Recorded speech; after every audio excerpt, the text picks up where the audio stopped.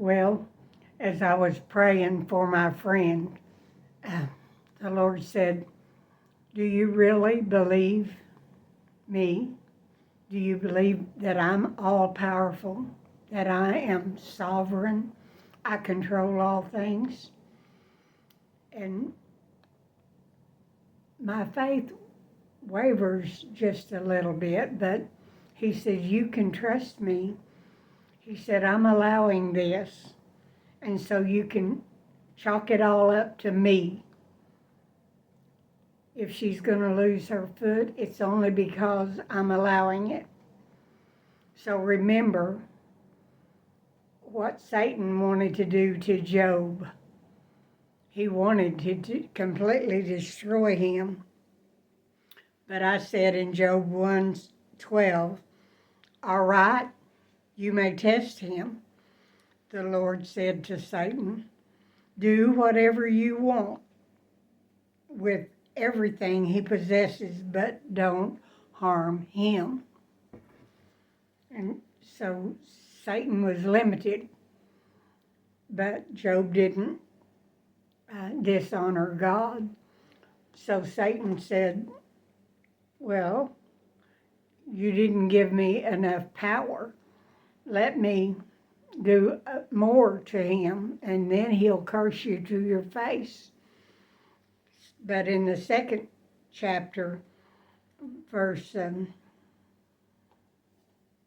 10, no, verse 6, God said, "All right, do with him as you please, but spare his life."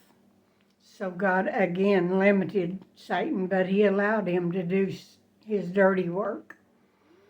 And uh, Job recovered. He endured all that Satan threw on him, but he recovered. And he's an example today to us who go through struggles. So God is saying, "My ways are not your ways, and neither are your thoughts my thoughts." He's saying, "You don't have to understand what I'm doing." Proverbs 3:5. I know what I'm doing and why I'm doing it. And one day you'll see. It may be when you're in heaven before you can truly understand, but you'll realize that I knew what I was doing. So he's going to give her the courage to go through life with just one foot. None of us wants to think about that, and she sure doesn't. But he says, "I can do all things through Christ who strengthens me." That's in Philippians 4:13. So are we going to believe God or not? If we don't believe him, then we're just overly concerned and wanting it to be our way. But if we say, "Nevertheless, not my will, but thine be done," then we can have the peace that he wants us to have. He assures us that in this world we will have troubles and sorrows, but that he has overcome the world. John 16:33. So when we really look at life and what's going on and trust God that he knows what he's doing and yield ourselves to him, then we can have that peace that passeth understanding.